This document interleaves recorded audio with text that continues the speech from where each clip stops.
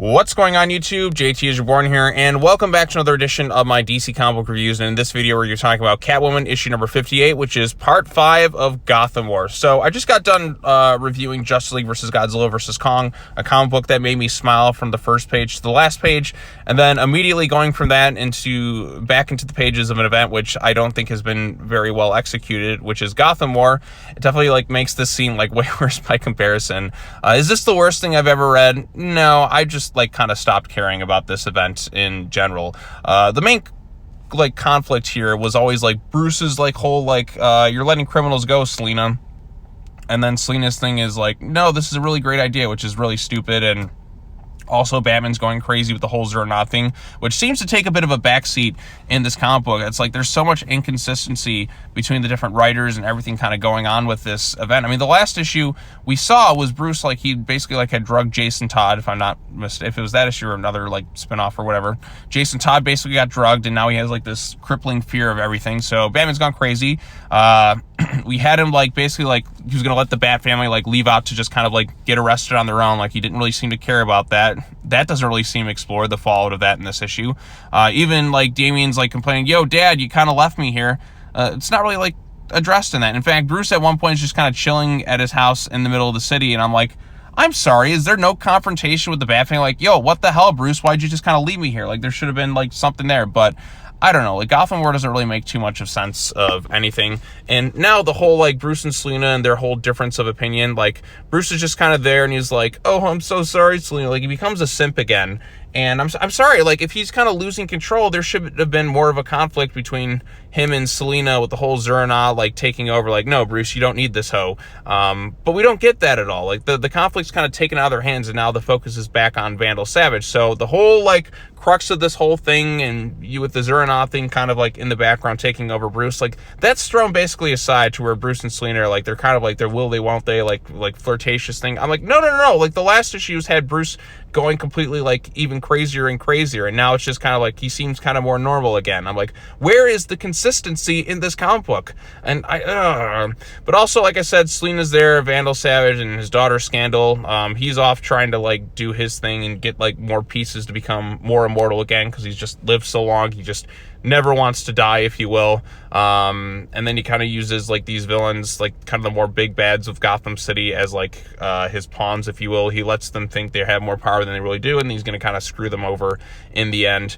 Jason, of course, is also dealing with his crippling fear, and all that, he tries to save a girl, but he can't move, he can't do anything, because Batman, under the influence of Zerna, drugged him and permanently left severe damage within him, if you will. So it's all really not that good. And of course, there's also the part where Selina goes to visit Bruce, and I'm just scratching my head, didn't you just kind of leave the rest of the Bat family there to get arrested? Damian was on your side and you just kind of left him. Is there no confrontation between the two characters as a result of that? No, like I said, Bruce seems kind of chill and all that. I'm just kind of questioning all the stuff that's going on here. Selina's plan is really stupid. Bruce has been written to be kind of stupid. And now they have the villains here. They're kind of going to go and cause the chaos and do their own thing and work with Vandal Savage. And we also have this little tease that to be concluded in Batman, Catwoman, Gotham War, Red Hood, or to be continued to that, and then to be concluded in Scorched Earth or whatever. So we're basically have 2 issues left, I think, within this entire event, and then we can kind of brush aside, just kind of get out of the way with it. But yeah, this one's written by Teenie Howard. I will say this, though, I did enjoy the artwork in the issue. I think I can kind of compliment it. I think the line work is pretty good, and the way Bruce and Selina are drawn is all perfectly fine and adequate. It's just the story and the setup of it all. Even like I said, the core of the conflict, which is Selina's whole Bruce, let me continue to commit these crimes and all that. They don't even really have much of a conversation. It's just kind of oh, they're kind of on the same page in some ways. I mean, Bruce is still saying, you got to stop this stuff, Selina. But again, there's no real fight, big, huge fist fight or anything like that, which I feel there should have been. If this is Batman versus Catwoman, I mean, you had Batman fighting the Bat family, why can't you have him and Selina actually fight? But no, it's he turns into simp mode again. And I'm sorry, I don't like that. I think that kind of takes away from this, ridiculous, as dumb as this conflict is, I still would have liked to have seen Batman and Catwoman actually, fist fight in this issue. But no, he goes back into pathetic simp mode. Because, like I said, it's just, you got to make Batman just look, I don't know what they're doing with this event. It's just, like Zernod, just like it seemed more of a focal point when Zdarsky's addressing it, and then when Teeny Howard's here, it's like it's kind of pushed aside a little bit. Like they don't, like Zernod doesn't really seem like at the forefront of like what Batman's doing anymore. I don't know. I legitimately don't know what they're doing with this event. Batman's not been written the very best. Selina's plan and everything associated with it is really stupid. And then now we have Vandal Savage coming in here and just kind of like he took over the Batcave. Like I don't care for the story particularly all that much. So maybe you like it, maybe you don't. I haven't really seen too many people that are all that positive over this Batman Catwoman Gotham War event. I feel like everyone in the Bat family is just made out to be like a bit of a moron for the most part, or just kind of like unhinged.